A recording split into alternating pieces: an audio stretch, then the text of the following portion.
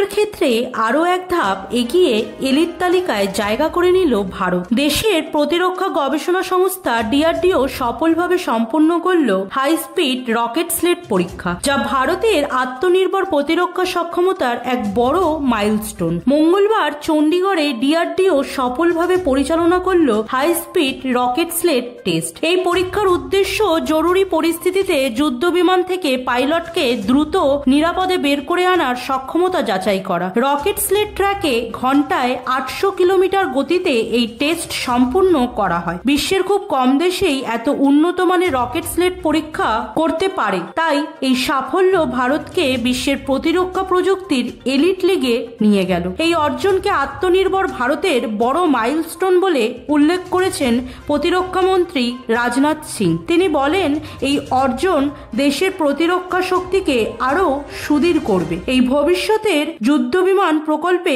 এগিয়ে নিয়ে যাবে এক নতুন উচ্চতায়। ভারতের হাত ধরে প্রতিরক্ষার আকাশে উঠল আরো এক উজ্জ্বল সাফল্যের আলো।